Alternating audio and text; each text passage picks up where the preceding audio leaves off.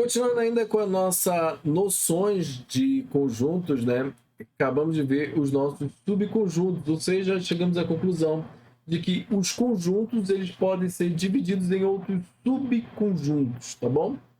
E é claro, esse subconjunto, ou melhor, esse conjunto, ele vai ter as partes dele. Olha, lembra lá que eu estava falando, né, do meu universo, né, que eu tenho uma escola, né?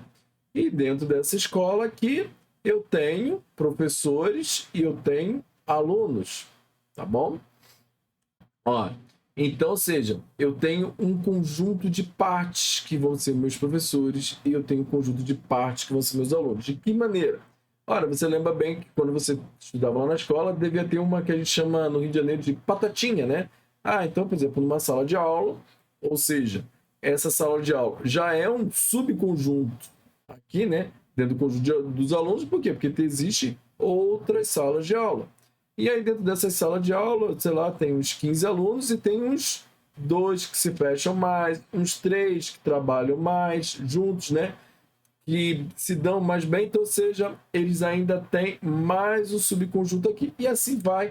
E dessa maneira, nós criamos os nossos conjuntos das partes, ou seja, existe uma permutação, uma combinação que a gente pode fazer com todos os elementos que estão dentro desse conjunto. Então vamos começar bem devagar. A primeira parte, né, como lembra lá, que a gente vai simbolizar com esse P de A, tá bom? Tá? Esse P de A aqui. E eu te chamo de coisa, atenção, que é diferente do N de A. O N de A é o número de elementos que tem dentro do meu conjunto. Então, por exemplo, eu já vou começar aqui com o nosso primeiro exemplo, em que o meu conjunto A ele é composto apenas por um único elemento, lembra? É o nosso conjunto unitário, ó, tá vendo aqui? Que é o Azinho.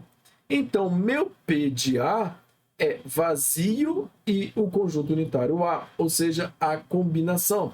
Por quê? Porque todo conjunto, lembra que eu te falei, tem dentro dele um conjunto vazio. Então, uma maneira de eu separar o conjunto de partes de A era colocar sempre o vazio primeiro e, é claro, depois o único elemento que eu tenho. E é claro que eu chego à conclusão que o meu N de A, ou seja, a quantidade de elementos que tem dentro do conjunto de A é 1. Perdão, botei o 2 aqui, é 1. E você lembra por que eu vou querer tanto vazio, faça parte? Simplesmente porque a maneira de eu considerar isso é eu poder calcular a quantidade de partes que eu vou ter nesse conjunto, tudo bem? Então, lembra aqui, ó, não tem duas partes aqui, ó, 1, 2, isso significa então que é 2 elevado a 1, ou seja, esse 1 vem para a minha potência. Então, seja, o conjunto de partes é simbolizado por 2n de A, tá bom? Ou simplesmente 2n, né? Ou seja, a quantidade de elementos que tem A. E a gente vai botar isso em prática agora. Vamos pensar aqui, ó, no número 2, onde eu tenho 2 elementos. Agora eu tenho o Azinho e o Bzinho. Então, meu conjunto partes de A, tá bom? Agora mudou. Vou apagar aqui. O meu conjunto partes de A, que é o meu P de A, ele é, lembrando que eu começo pelo meu vazio. Vazio, aí eu tenho o conjunto unitário A, o conjunto unitário B e, é claro, o A e o B juntos. Então, vamos contar aqui, ó. Então, ou seja, se eu tenho 2 elementos, então 2n de A, ou seja, o meu n de A agora, ele é igual a 2, então eu vou ficar com 2 ao quadrado, que vai virar 4. Vamos contar? 1, 2, 3 e Renan, dá certo? Dá certo. Vamos pensar então que o meu P de A agora, ele é igual a... Perdão, né? Vou apagar aqui. Vamos pensar que agora o meu conjunto A, tá bom?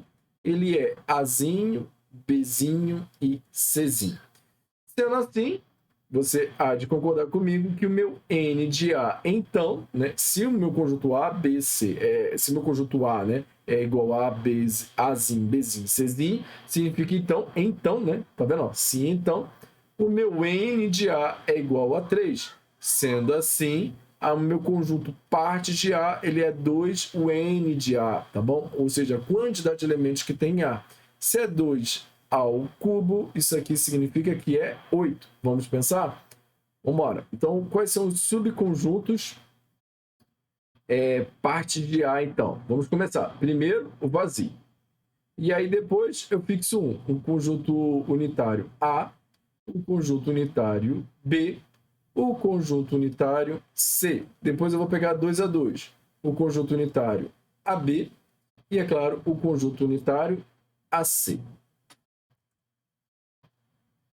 Mais um de 2 a 2, que é o conjunto unitário BC. O unitário não, me perdoe, tá? Conjunto unitário A, conjunto unitário B, conjunto unitário C. Os subconjuntos de AB, AC, BC e, é claro, o ABC. Que, ou seja, aquela definição que a gente falou, que todo conjunto está contido nele mesmo. Então, seja, quando eu trabalho com conjunto de partes, eu estou falando de todos os subconjuntos. Sendo assim, é um subconjunto, ele o próprio conjunto, porque todo conjunto está contido nele mesmo, é a nossa reflexão. Então, vamos contar, ó. 1, 2, 3, 4, 5, 6, 7 e 8. Tudo bem? Então, está aqui o nosso conjunto de partes. E é por esse motivo, é claro, que o vazio faz parte de todos os conjuntos e subconjuntos. Tudo bem? Então, te vejo na próxima aula.